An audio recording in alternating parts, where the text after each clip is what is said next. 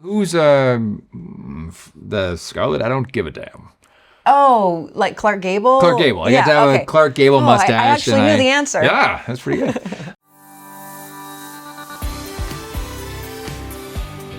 The When Calls the Heart After Show. With exclusive, never-before-seen interviews shot on location in Hope Valley as they were filming When Calls the Heart. Join the cast and the crew as they give you a first-hand, behind-the-scenes look at what it took to make Season 13 a reality. And now the host of the When Calls the Heart After Show, Elliot Wallach. Hi everyone, welcome to the When Calls the Heart After Show. Here we are, episode 8. Hey, don't forget to like and subscribe. In this episode, we actually see the intersection of Hollywood and Hope Valley making a movie right there on the set. So I was curious, if you could see a movie remade with just the actors of When Calls the Heart, what movie would that be? I'm so curious to find out. Comment below. In this particular movie, the director should have been obvious. Tiffany's on the set with Pascal Hutton. Let's take a look. So at the beginning of the season, it seems like Rosemary's going to get her playhouse. I know. It's like every few seasons, this comes back up. It's going to happen. I know. But instead of the playhouse, you get to direct this movie. I know. Yeah. When you saw this in the script, what was your reaction? Well, they had been hinting at this prior to the script coming out, and I knew that it was kind of coming down the line, but I hadn't seen the actual script. My first hint at it was before I even got the script. Barbara, our costume designer, messaged me and she said, "You're going to be a director. You're going to direct a film." And she said, "Do you have any ideas about what you would wear?" And I said, "Oh my God," immediately, like I'm Googling all these things. And I was like, okay, so definitely we need to have a beret and definitely we need to have this. And she was like, absolutely. And she goes, "But do you think Rosemary would be in pants?" And I go, "Rosemary's not going to direct in pants. Are we kidding?" And so she was like, "I didn't think so either." And so we had like this shirt and then I was like, "I'm seeing kind of like a vest." That's what I was saying. I was like, "I'm seeing kind of like a vest." And she goes, "Yes, I'll build you a vest, like a matching vest." And then she goes, "And I'm thinking we need something like around the collar, like around your neck." And so then she came up with this like hilariously like large bow and this beret. Anyways, it was so much fun. So that was my first like dipping my toe into the world of Rosemary directing, was coming up with this outfit with Barbara about what it was going to look like. And then, I showed up on set and the first scene we filmed where Rosemary's directing is people will know it when they see it. It's the opening scene where it's kind of like a big moving, it's not exactly just a oneer, like one shot, but it's close. And it kind of winds its way through all these people who are participating in the movie behind the scenes or in front of the camera. And I was a bit nervous because Rosemary's the driving force through it. But they handed me that bullhorn. There's no looking back. Nerves. I was like, no. I was like, I've got my bullhorn. It matches my outfit. I'm good to go. Anyways, I had so much fun with it. I had so much fun. And actually, Rothgar and Rothgar, who plays Ned, he is playing the character of Neil Fernley in the script. I know. And so, which Rosemary keeps reminding everyone is a pivotal role in the movie. And so we had this scene. It's not our scene, this particular scene. It is actually a scene, I believe, between Edie and her ex, and Lucas is observing it. That's the action. That is what's supposed to happen. But behind is still the gears of the movie are in rehearsal and set up and stuff. And I have always said, so fair warning, I've always said the most dangerous place to put me is in the background with no lines. It's the worst place. I will create a distraction unintentionally. But anyways, they put Rothgar and Ben Rosenbaum playing Hickam. The three of us are back there and we were supposed to be rehearsing this scene. And Rothgar and I got so into the rehearsal. They yelled cut. We just kept going with our scene in the background. Then they yelled action again. Our scene just continued. They yelled cut. We just kept going. Finally, Ben goes, "How long is this going to go on for, you guys? The scene is done, and you guys are still going." Like, I'd like to go to lunch. We just kept going and going. Rothgar and I were so into it. I kept on trying to teach him how Neil Fernley would walk and anyways, we had so much fun. I came away from that and I was like, that might be the most fun I've ever had on the show, which says a lot because I usually have fun. It feels like a natural setting for Rosemary to be the director. That feels natural. But to see Elizabeth in front of the camera as like, and Nathan in front of the camera, they're both like fish out of water, so funny. And then you see Faith in front of the camera and she just comes to life and she shines. I love it when we can have characters in a completely new light. And I just think that's fun for me as a fellow cast member to watch. And I have to imagine that must be fun for the audience to see, is just see a character that you know and you love do something totally different and have it warranted. And that's what I think the movie does. Because then you see like Ned taking on this whole role of Neil Fernley. It's very fun. The whole thing is very fun. And the toupee. And oh my God. The toupee. The toupee. He was so into that toupee. Was he? Oh my gosh. He loved it. Kept on flouncing it around. Cool. So fun. So have you ever thought about directing?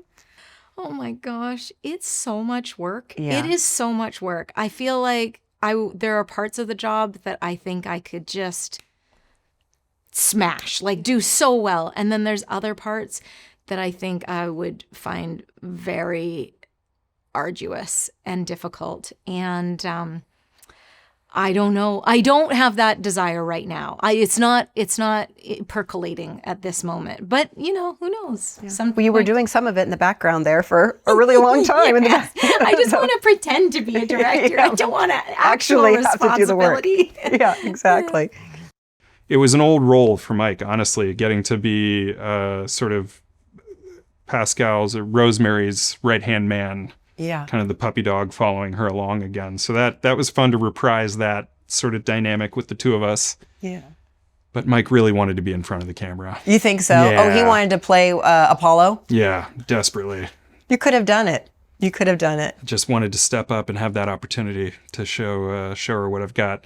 But that's how I feel every time there's been a play or a movie or anything in it. Mike's got a passion to perform. What is this traffic light still doing here? I asked for it to be removed hours ago. Who's in charge here? How we lose that traffic light is insane. It's ridiculous. How do we lose it? Rosemary's shooting a home movie and asks for it to be removed, and it is. And I'm a police officer, and I'm like, that's fine. You can just take the traffic light. Like the next scene should have been cars just crashed into each other at that intersection. It boggles my mind that that's how we lose it. Anyways, it's no longer there. I love the concept of the silent movie. And I just have to say that I found it very funny that we've had this town burned down, right? And the one person that has been hired as the general contractor to rebuild the town, they just put a little pause on that because Rosemary really has to make this movie. So we're just going to get you to do the lighting. And actually, can you just be in it? I was like, anyways. Hey, what Rosemary wants, she got the traffic light removed. She had the traffic light removed? Yeah, for the film. Did they put it back? I don't think so. Because I've noticed it's not there. No, it's over by special effects. Yeah. I think they needed to figure out a way to get rid of it. So it's out. That's very plausible. That makes sense. Yeah. So then Rosemary decides, it's out of here. It's in the way, right? I love that. I was on set when they were shooting that, and I loved that moment. That was a lot of that movie set stuff. I mean, we had to, bless Kristen, she really choreographed the heck out of that. But Ben is just hilarious. He's such a little comedic relief in any moment. And so him running and to get rid of it, and that was like such a fun. When he first did that, I was like, oh my gosh, please, this has to stay. This is hilarious. I loved it. But we fought like a couple of times of how to get rid of it. And then we finally landed on that. And I thought it was absolutely appropriate. Yeah. Like, yes, of course, Rosemary is the one who's going to want to get rid of it. It's not going to work in her movie? Yeah. It's out of if here. it doesn't work for Rosemary, that's right. Let's get rid of it. So this was a pretty big season. I think you had a lot of things to overcome logistically. One of the fun episodes you did was this silent film, a movie within a movie, or a show within a show. Tell me about that, and what were the challenges that you guys faced? Black and white transition. So all of that stuff is presented in black and white. So the makeup gets tweaked a little bit differently so that they play a little bit differently in the black and white. We had to figure out light. So back in the day, much of what we would use for grip gear were held by people. and they were just wood frames with a scrim or something in it. And there really weren't a lot of, there was really only one kind of lighting stand and only a few separate kinds of lights. We had some difficulty finding things that we could play for those. Fortunately, our vendor Sunbelt had a pretty good stock of old-timey stuff, and they were able to set us up with some lights. We took some Latitude with grip gear, played it in an old-timey way, but certainly not the way they would have. And the camera. So the camera turned out to be our biggest surprise. The camera for the era, for the style of silent filmmaking that we wanted to portray, there were two in North America that were accessible. One was in a museum in Toronto, and they had never shipped it. And there was too much discussion involved in figuring that out with them. So immediately went to the other one, which was available out of a history house in LA. And they warned us right out of the gate that shipping across the border is fraught with challenges, and it's a bit of a lottery. So we got our ducks in a row early. It was an exorbitantly expensive piece of rental because they were aware of its unicorn rareness. And it did get hung up at the border. Our props master sent us, so it was supposed to play, I think, on the Wednesday, and Sunday night, our props master sent us an urgent text email saying, I've been informed and it's not moving. Fortunately, our production coordinator, Michael Lean, is a bit of a wizard and has a lot of experience with the shipping companies, and he was able to drill in with them and find us a bonding agent who, between the two of them, were able to release it from whatever handcuffs bound it and get it the rest of the way to Vancouver. And it literally landed the day before we shot with it. Oh my goodness. So, but we smartly did a 3D rendering of it so that should this ever come up in the future, with at least 3 weeks notice, we can 3D print one. Oh, that's amazing. Yeah. So the camera shows up just in the nick of time. Yeah.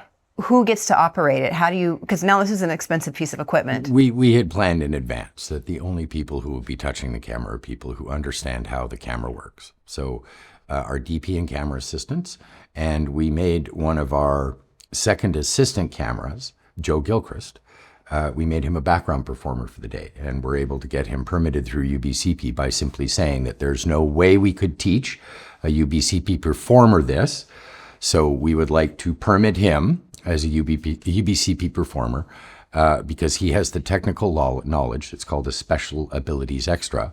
He has the technical knowledge to function without breaking our expensive toy. Joe looked so good. It is like, so they all used to dress up back in the day. If now we're all in, dark gear and Arc'teryx and heated vests and things like this. But back then they wore a suit and tie. It didn't matter what department you were in. You were dressed up and went to work. Wow. So, they had Joe in a collared shirt and a little, beanie hat and stuff. And he just looked great. Originally, they didn't want the costumes to be too elaborate. And there is not really that many costumes because basically the main costume is actually Elizabeth's.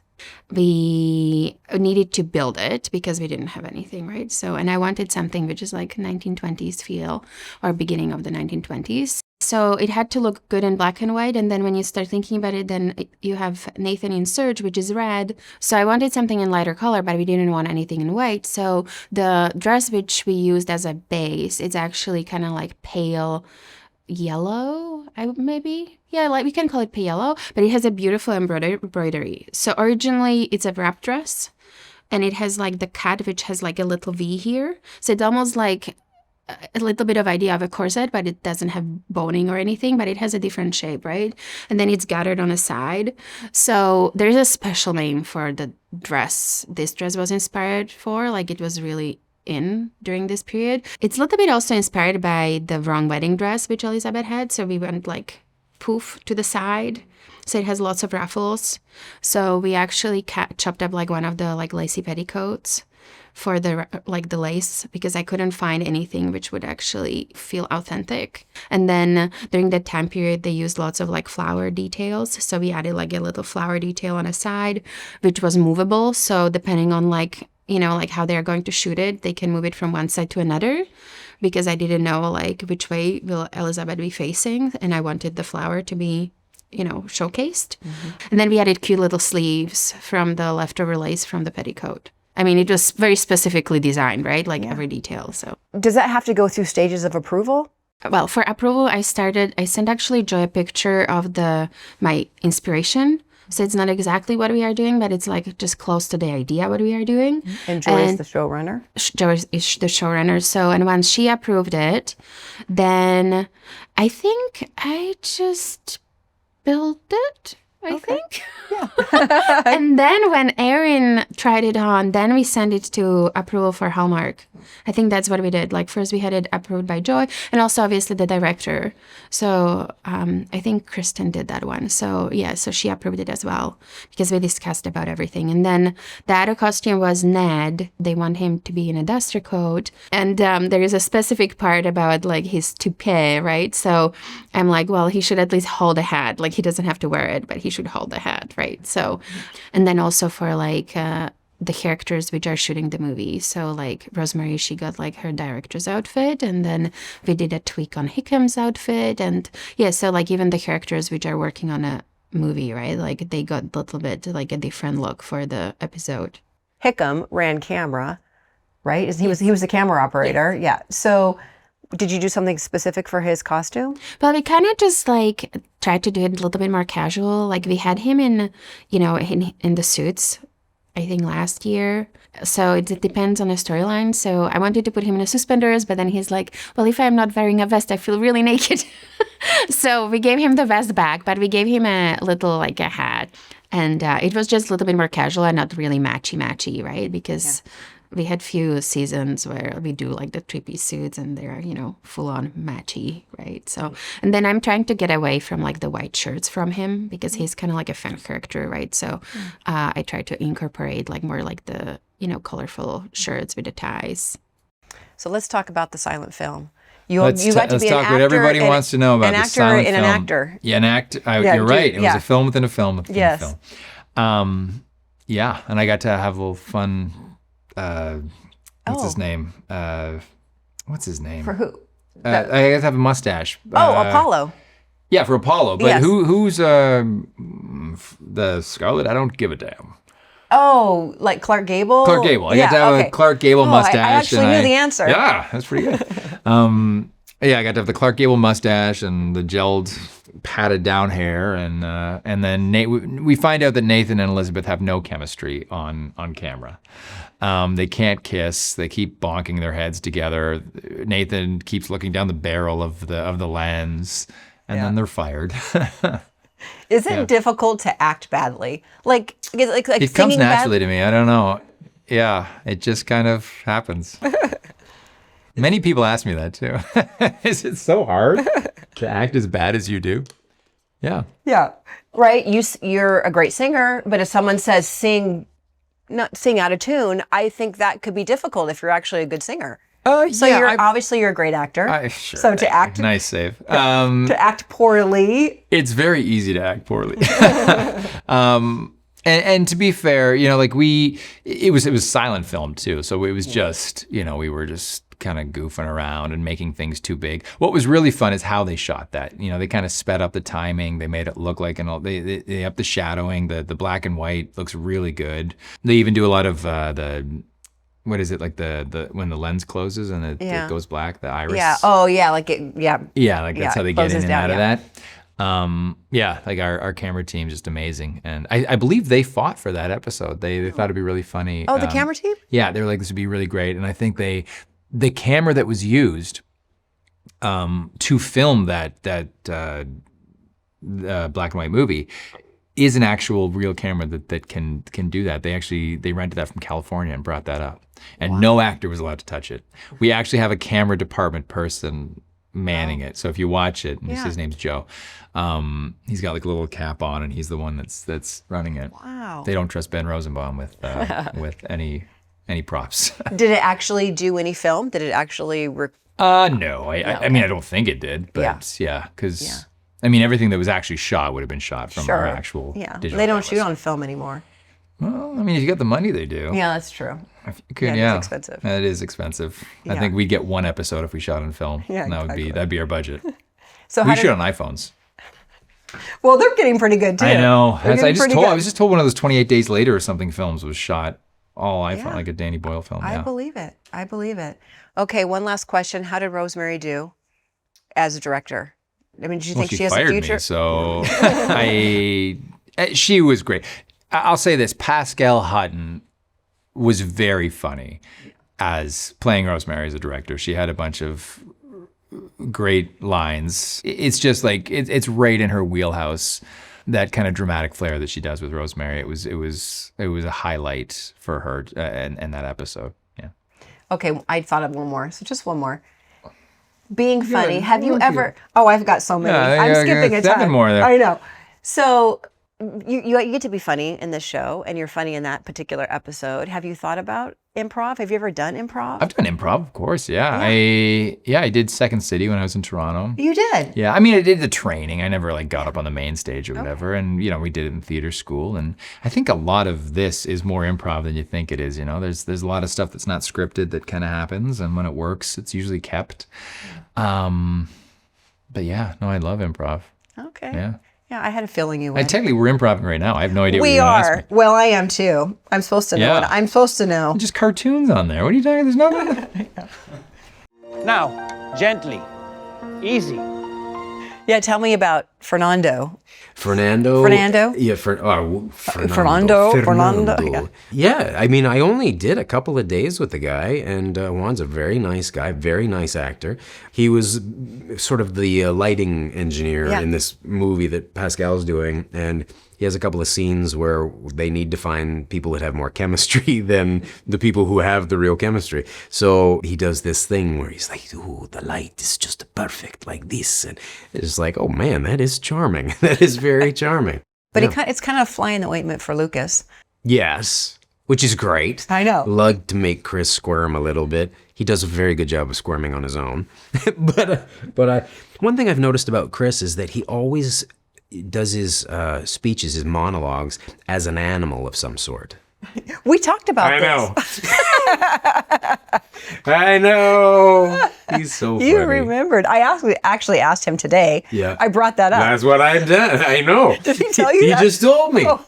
Yeah, no, I know. He's so like, funny. why does she keep asking me about being an animal? I think I must have said something one time about acting exercises where you pretend to be yeah. And then he's like, she just asked me that. And I'm like, I don't know what she's talking about. Oh, that's so funny. Because it was so impactful to me. Because he talked about, it was the scene where he was the governor and he had to give this speech. And I said, what animal did he say he was? He wouldn't tell me. I think he meant lizard. Most politicians are lizards. Yeah. Snake. Yeah. Just watch the news. He wouldn't tell me. That's pretty funny. That is funny. He's one of my faves. I love that kid. Now I can't remember what I was asking you. No one can. What were we talking about? I don't know. What were we talking about? Beats me. He doesn't know. No, there was something else. Fernando. Fernando. How would you describe the relationship with Edie at this point? Trepidatious, cautious, you know. Yeah. Just not as, he's uncertain. It was going really well, you know, things were heading in a great direction, and this is a major speed bump and possibly derailed things. So there's confusion and frustration and just, you know, when you're so close to something that's important to you that you desire, and then all of a sudden the earth shifts, things change. Yeah. And so he's just kind of in that place. Yeah, and he's been hurt before. Yes. And so he's a little bit afraid to step back out there. Yeah. And then he witnesses the cheek kiss, even though Edie's telling him that there's nothing going to be happening here. It reminded me of the episode where Nathan, with the Mountie is shot, Nathan comes running, or Elizabeth is waiting, and then Nathan rides up. She thinks Nathan shot, but then he shows up, and then Lucas walks out of the saloon. Yeah. And he witnesses the hug. I Yeah. feel like it was a little bit like that, the kiss. Yeah, just those miscommunications. Yeah. And misunderstandings, and just, you know, you have your own narrative. Can't help but have your own narrative and perspective, despite what you're being told by other people, and trying to figure out what's the truth. So yeah, there is definitely some of that happening between them.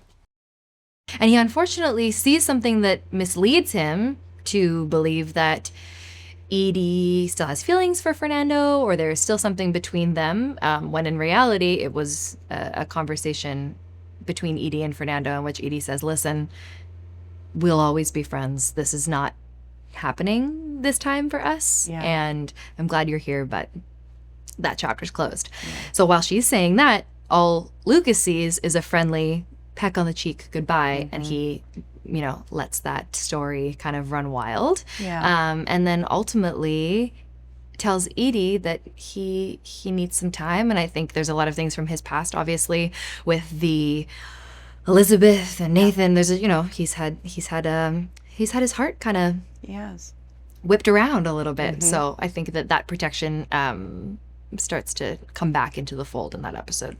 Lucas starts pulling away, and because of that, and he says he needs more time, Edie decides to leave. Just when he maybe decides to come tell her how he's feeling. Exactly. Yeah. Well, Edie gets an opportunity from Georgie that at first she kind of just brushes off because she's happy with her life in Hope Valley. And in that moment, she's, I think, really liking the way things are moving forward with Lucas. And we see her connecting with other people in the town this season as well. So she's making friendships and making connections. So I don't think she has any intention of leaving. But when Lucas says that he needs more time and he doesn't know how much time, I think she starts to think, okay, am I going to sit around here and wait for this guy? Or am I going to take this great opportunity that someone I really respect and admire has kind of set up for me? So we see her do just that. And she's, got her Franklin & Sons business card in hand, and she heads off, and she's in the big city. Fernando is still around, and he's charming the ladies. He's charming everybody. Yes. I know. And there's a moment in the silent film where maybe he and Faith connect because he ends up playing Apollo. I know. Yeah, maybe. We'll see. I think that would be a cute little match. And I would love Juan to, if we get to keep doing this lovely show, he'd be a great guy to have around. Right? So he'd be a nice addition to the show. Such a good addition. Oh, totally. Yeah. So you've been playing this character now since season 6. I can't believe how fast the time has gone. It's like, I feel I like... have gray hairs now. Do you really? Well, I can't see them. That's because they cover them up. Do they? That's what I do with mine. Right? Hang on as long as we can. So you've been doing it for a long time. Do you ever find, now that it's been so long, that parts of you are incorporated into Lucas or vice versa? I think that I was fairly certain of who Lucas was when I first started, and definitely using aspects of myself for him. But since that time, I feel like it's just become more natural and ingrained in me to understand what Lucas might do in a certain situation, or who he is and part of his physicality or his behavior. So yeah, I'm not sure. It started off with a strong foundation, and then now it just seems really easy. Like I feel like I have to do less work than I did back then, because I don't know. I guess when you play somebody for that long, it's just kind of there. Does that make sense? Yeah, totally. Okay. Yeah, it totally makes sense. Yeah. So you told a story at the Hearties family reunion about something I thought was so cool and so bold of you, is that you reached out to John Patrick Shanley, and I think he won the Oscar for like a screenplay for Moonstruck. Yes. Okay. And like, in what way this is when you were going to school for acting? I was trying to get into school in New York. Okay. Yeah, so I was out there to audition for a conservatory program, and I don't remember who told me, but somebody who just said that he's receptive of messages via social media, and I've never really been a big social media person, but I thought, well, what do I have to lose? I'm going to go out there. If he doesn't answer, whatever. So I just sent a message and I said, hey, I really want to thank you for what you've contributed, to the theater community and just anybody who's experienced his work. And we happened to workshop a lot of it in the class that I had been part of for quite a while at that point. And he wrote back and he's like, oh yeah, I'd love to meet. And so that was pretty cool. He goes, here's my address. And I took the train out and got off in Brooklyn, and we had this really, really nice lunch. He was so kind. Yeah, that's so cool. Yeah, I thought I'd be nervous. I was nervous before meeting him because I respected him quite a bit and really looked up to what he has created, and also I've never gone to lunch with anybody who's won an Oscar before or anything like that. His energy really put me at ease, though. Once as soon as he said hello. And said, "Oh, you hungry? I haven't eaten yet. Why don't we go get let's go get lunch or brunch or whatever it was." Because I thought I was just going to have a 15, 20-minute coffee with him or a tea. Yeah. Yeah, so it was great. It was really fun. It's like you just went for it and it happened. Yeah. Did you end up in New York? Did you end up going to school out there? I did not. You didn't? No. So I thought I'm going to try again next year. And then actually, when I was there to audition, I had this read come through for a show called Altered Carbon. And I was like, I don't know what this is. I don't have time for this. I want to work on my monologues. But I looked up on, I think, Craigslist or something super sketchy, taping rooms. And I found some guy who was a few blocks away who had a taping facility in his living room or something. And so I went over to this stranger's house. I was like, hey, can you tape me? Which probably wasn't the safest maneuver, but I'm still here. It worked out. Yeah, it worked out. And he taped me, and I did the scenes a couple times. I hadn't really put much into it because I was really focused on the theater school audition, which I think was a blessing because I hadn't obsessed over it. I didn't have this sense of kind of that I really, really needed it, you know? Yeah. Because I wasn't interested at that time. And then ironically that stuck. And so I did a few episodes on this show, Altered Carbon, and it was the part wasn't that big really, but because it was multiple episodes and it hadn't come out yet and the show had a lot of heat and buzz about it, my Vancouver agent was able to link me up with a US manager, which they then were kind of integral in my transition from Vancouver down to Los Angeles. And then once I was down there, I got this job fairly quickly after going down there and then came back up for this. So I didn't get into theater school, but being in New York and distracted from things coming in at me from Vancouver ended up kind of starting this cascading series of events that landed me in Hope Valley. So that's kind of neat. Lucky us. Thank you for sitting down with me. Yeah, it was great. Great insights. Yeah, you're very welcome. Yeah. And that concludes this after show with the amazing and so kind Chris McNally. So please, you guys, don't forget to like and subscribe. And then please do comment below. I'm such a movie guy. I'm so interested to see what you're going to say. If you could see any movie remade with the actors of Wind Calls the Heart, please comment below what would that movie be. Can't wait to see. And we'll see you guys next week for the Wind Calls the Heart after show.